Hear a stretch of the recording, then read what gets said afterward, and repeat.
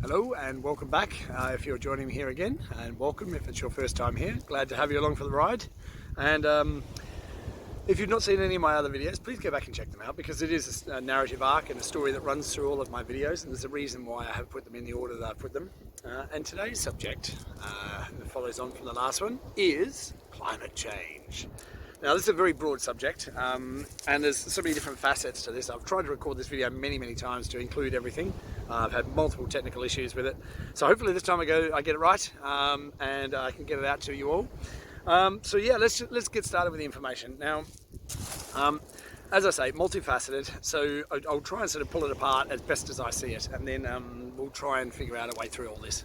So what we're told from scientists, and I use that term very loosely, what we're told is that we have a build-up of carbon dioxide in the upper atmosphere of our planet, which creates a greenhouse effect, which heats up the planet, and in turn that will melt the polar ice caps and it will flood the Earth.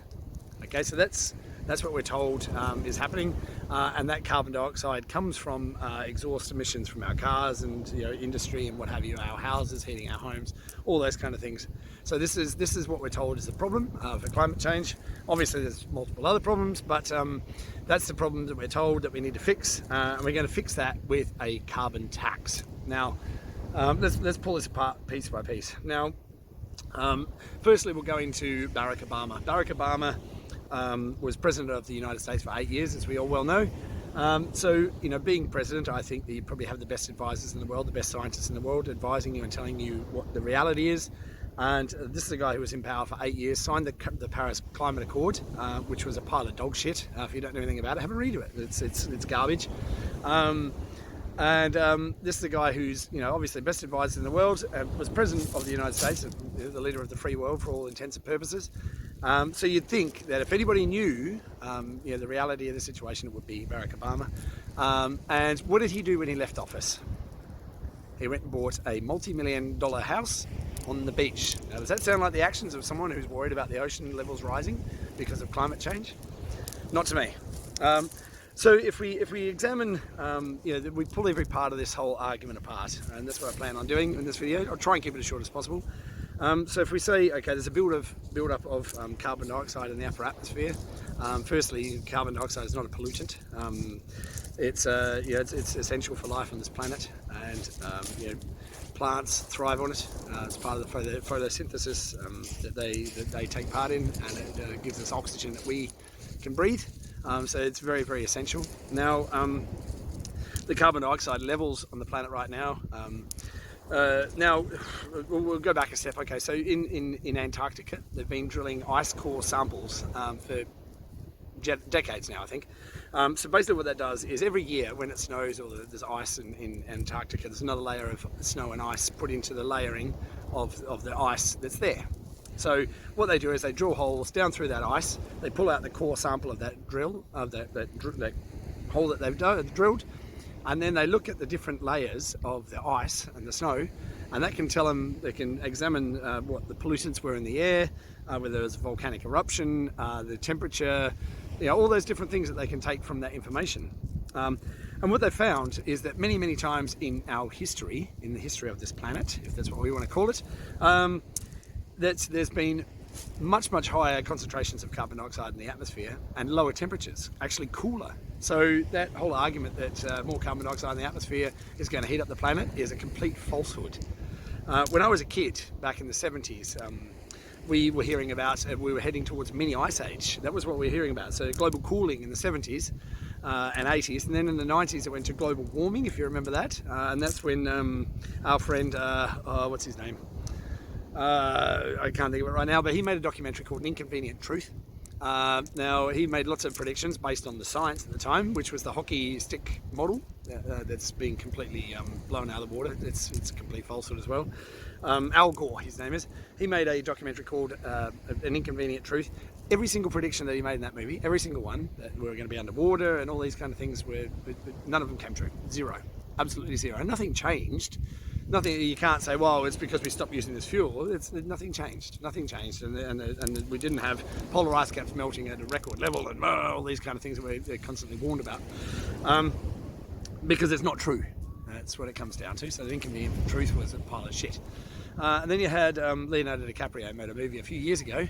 I can't remember what the title of it was, but it was the same thing, climate change. And what did he do directly after he made that movie?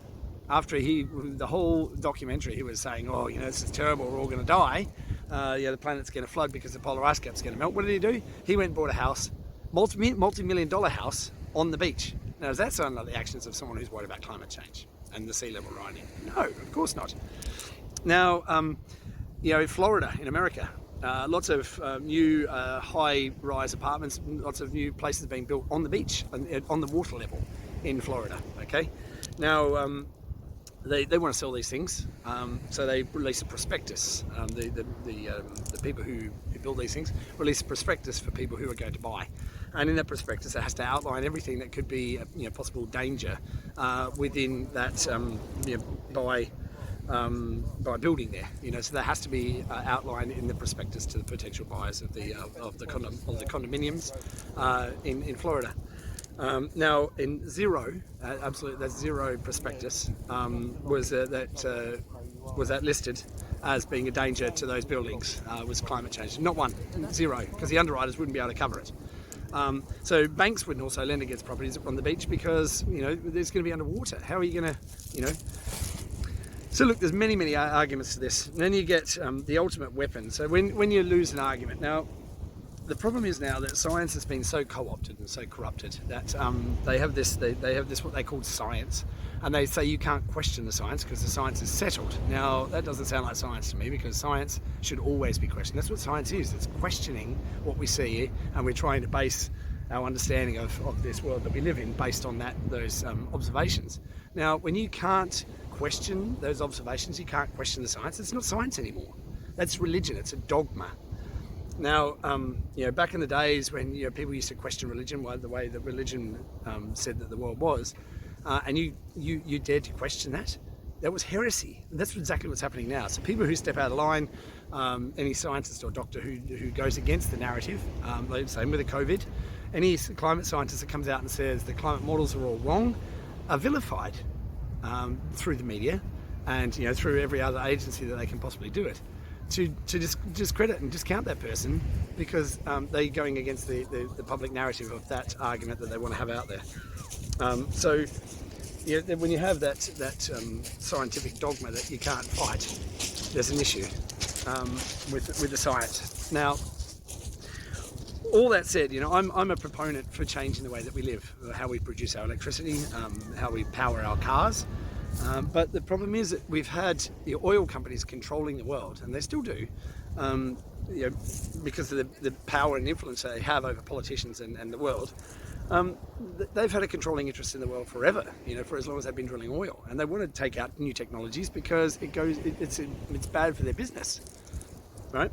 So I want there to be better options for my car, for instance. I would love a new car. I would love a new Tesla, but I don't have 110 grand to buy one, and most people don't. And that leads into my second point, and into my next point, that the new carbon tax that they want to introduce, the carbon tax. I mean, how do you fix something with a tax? If you dare to say to someone or a politician and say, what are you going to do with the tax money? They can't tell you. There's no plan. There's no plan for what they're going to do with this tax money. Well, the tax money isn't really for the environment anyway. What they're going to do is they're trying to prop up the pension plans, because there's no money left in the pension pots because the government's pissed it all away. So they want to introduce this carbon tax. Now, who's going to pay more tax? It's the poor people, right? So if you imagine that with these carbon taxes, you're going to have a higher fuel tax. So people like me with an old car, because it's all I can afford, you're going to pay a higher fuel tax, and you're going to pay a higher road tax to run your car on the roads because you're using a fuel car, and that produces carbon dioxide. So you have to pay a higher tax on that. And then my house, obviously, because I haven't got triple glazed windows, I have to pay a higher council tax, and I haven't got the best insulation in my house, so I have to pay a higher tax. And then the fuel costs are going to go up as well for gas and electric, because they're not coming from regenerative sources yet. So I have to pay a higher cost on those as well. So the poor people are going to suffer the most. I can't afford to put solar panels on my roof. Rich people can. So this is the problem is that the people who are going to pay the most in this carbon tax are the poor people. And this whole thing is about entrapment, about slavery. It's money slavery. And the sooner that everybody wakes up to this, the better, because I started all these talks talking about money, and there was a reason for that before I even spoke about the virus, is because it's all about money. Power and control is coming through money. Now, there's lots of different influences here. Then you have massive political influence. There's agendas coming from every angle. Like, you've got the World Economic Forum, their entire last meeting at Davos was all about climate change and what we can do to influence climate change. You've got the World Bank, you've got the IMF, you've got all these massive international UN. Then you've got all these massive international organisations who are private corporations, by the way. You should know that. They're not government organisations, they're private corporations. So you've got private corporations trying to call the shots on how we live. Now, they've got an agenda. It's called Agenda 2030, and if you read through it, it looks wonderful on paper, until you realise what they're going to do to really achieve the goals that they're looking at. Now, AOC, if you don't know who that is, Alexandria Ocasio-Cortez, it's a politician in the US, young lady. She used to be a barmaid, and realistically, I think that's where she should have stayed. But I don't want to be mean. She proposed a bill called the Green New Deal. Now, the Green New Deal called for all cows and farm animals to be killed because they contribute methane to the air because they fart so much. Now, there's science, real science that says, that poo-poos that. It says it's absolute garbage. There was a farmer in America who was also a scientist, and this has been repeated by the Welsh government as well. You can go onto the website, the Welsh government's website, and they will. The science is there, so you can read it. So basically, what this guy did was he had a cow farm. And he had, let's just say it was 100 acres, I can't remember how big it was, had 100 acres, and he had so many cows in there based on the size of his farm. Now, what he wanted to do was to see if he could be carbon neutral or even carbon negative by dividing his farm into smaller packets of sizes. So if, let's say it was 100 acres, he'd divide those into five separate paddocks of 20 acres.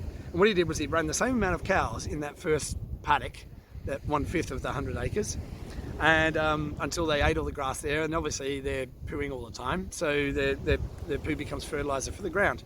So once they'd eaten the grass in the first paddock, you move them to the second and the third and the fourth and fifth, and so on, until he'd gone through all the paddocks. And then by the time he returned the cows to the first paddock, the grass was longer, and it was much more lush and had much more growth in that grass than he would have had he just run those cows over that same area of land that he was using, but he divided it into 5 packets. So what he found through the scientific research that he did was he could make his cow farm carbon negative by introducing yet more cows and dividing his farm into those smaller packets, because because that ground has been fertilised by the cows, and they've also dug up the ground and what have you. They aerated the soil, they fertilised the soil, and it's had a spelling the fields, which is really important, to be able to carbon capture into the grass that's growing into that field. So cows and farmyard animals can be used if they're used correctly. I don't like factory farming, so there's better ways to do this. So the farm can actually be carbon negative with those farmyard animals. So the entire argument of cows causing problems to the environment is bullshit, utter, total, complete nonsense. So let's clarify that right from the start. Then we're told air travel. Okay, we're told air travel is bad. Okay, cool. So what's the alternative? What's the alternative? Now, we're told that air travel is bad by the people who fly around the world and go to conferences about climate change in private jets, who do that on a daily basis, right? You and I, who work our guts out during the day, and me for nighttime as well, and we want to go on holiday once a year, we're being told we're bad people because we want to do that. Honestly, you've got this, it's such a hypocrisy, it's unbelievable, it's astounding, and people just, climate change is bad, without even understanding or questioning the narrative. It's nonsense. Then you've got, a young girl, Greta. Now, she's the ultimate weapon of this whole climate change argument, which I think is disgusting. It is. The way that young girl has been treated, I find reprehensible, and anyone who's mixed up in that should be taken out and flogged, as far as I'm concerned, in the public square, because it's just the way that girl has been treated is disgraceful.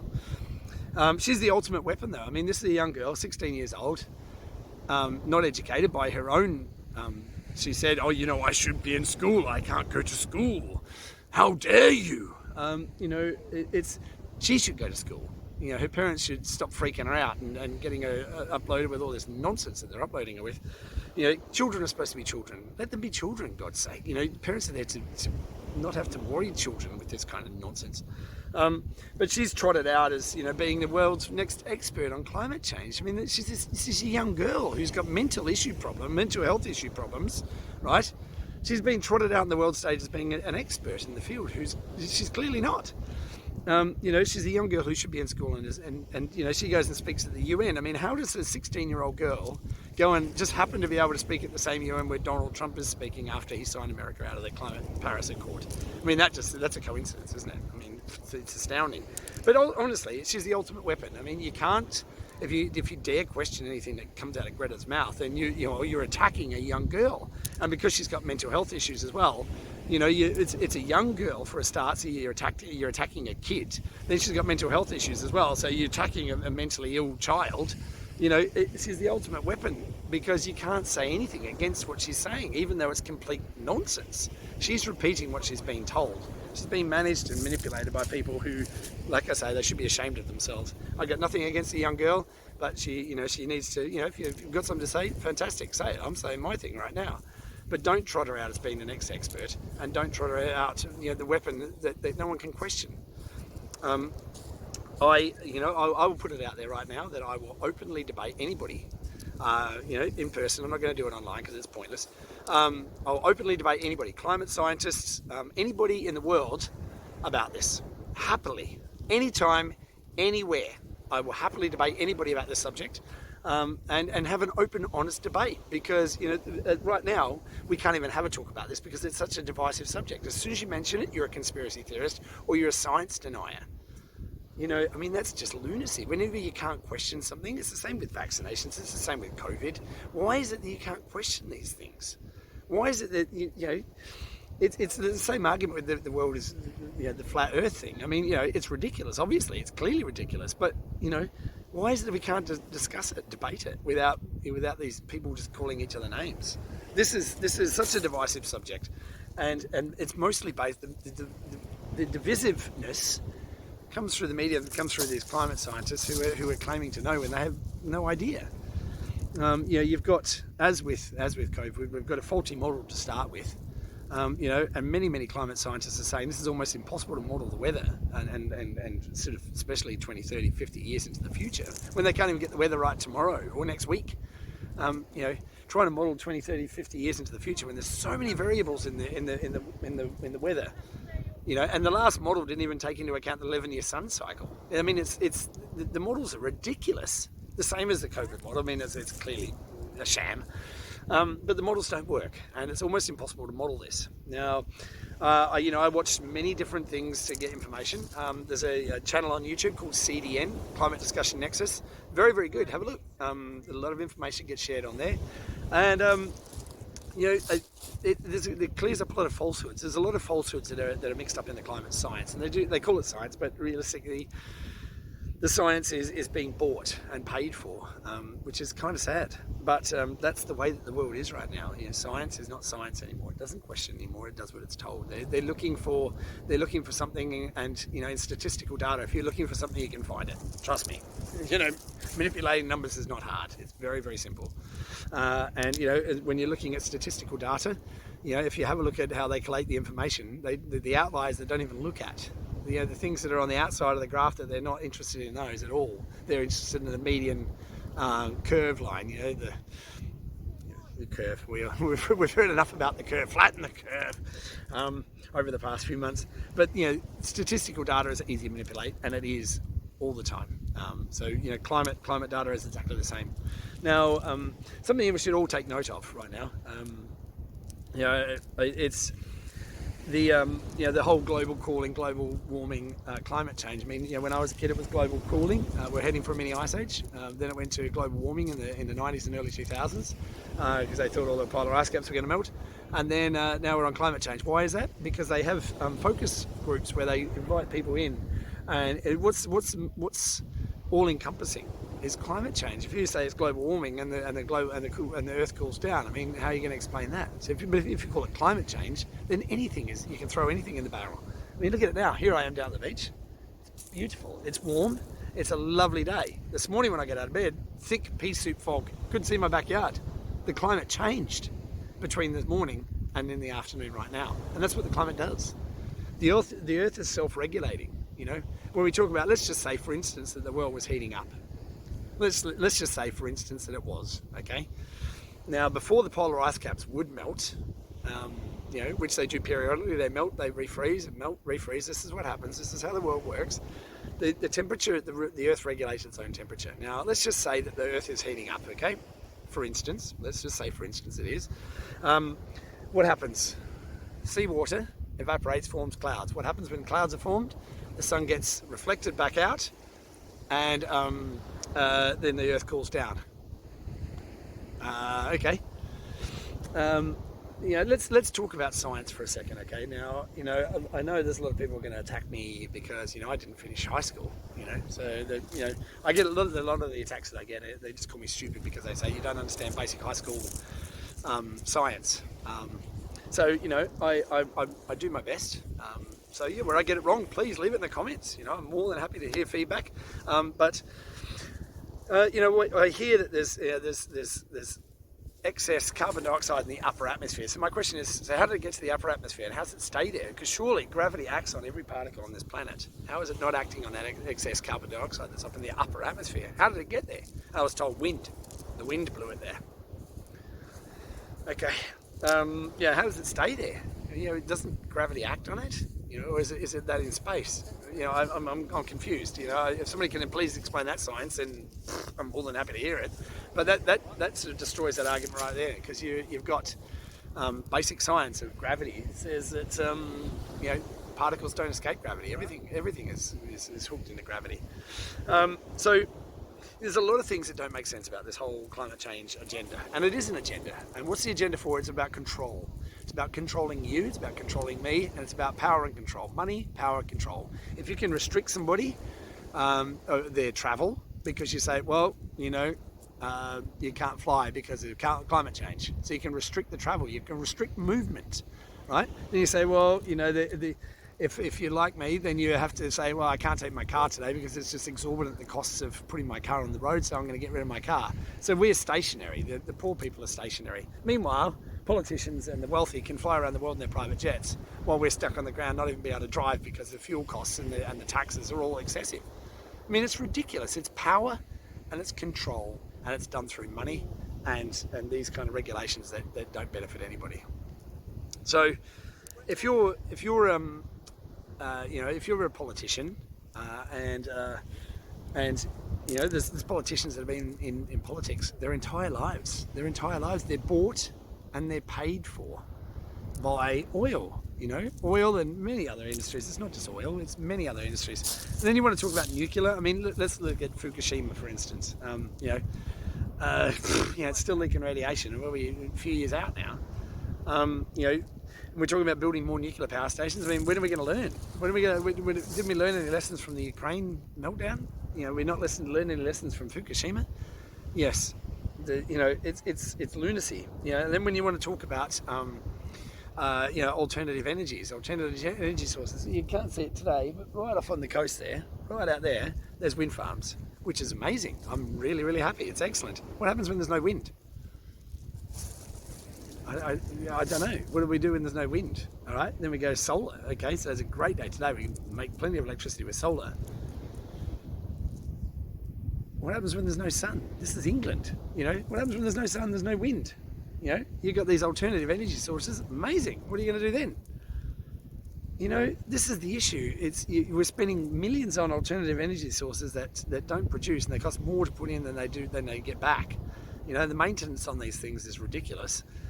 And then the other side of that coin is, you know, if you've got, if you want to go and build new technologies, where are you going to get the raw materials from? You have to go and dig them out of the ground. What are you going to dig them out of the ground with? Trucks that run on diesel, you know? So you have to dig these minerals out of the ground, and materials out of the ground to be able to go and make these technologies. But then you can upset the environmentalists who don't want the earth dug up because they say, well, it needs to stay pristine in the way that it is. So how do we move forward? The only way that we can move forward under these circumstances is if we live in tents or huts.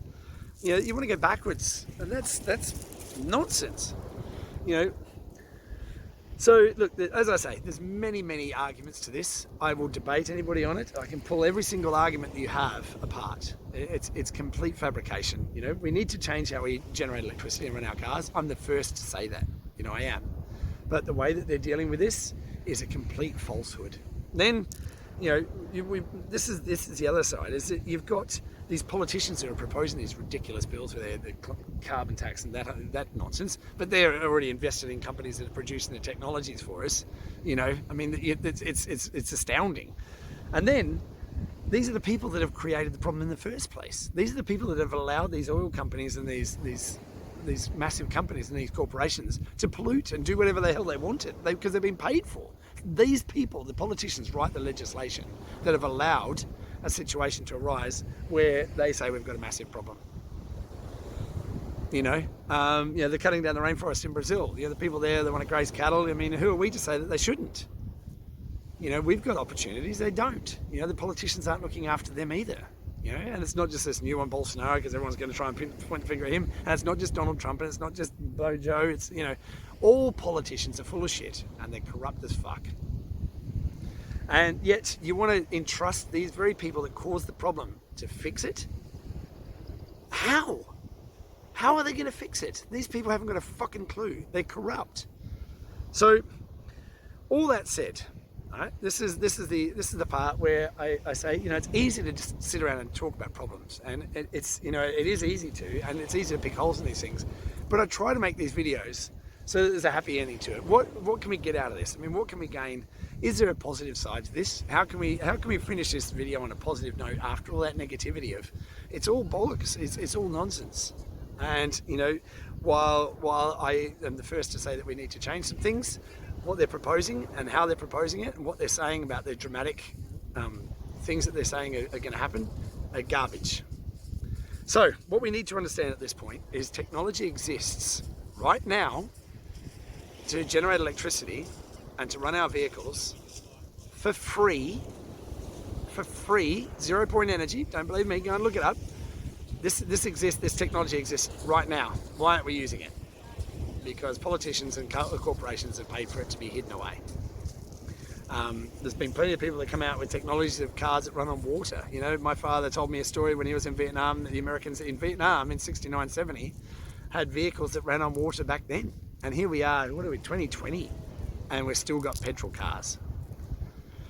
So the technology exists right now for us not to have to use oil or any fossil fuel to generate our electricity and to run our earth in a cleaner way.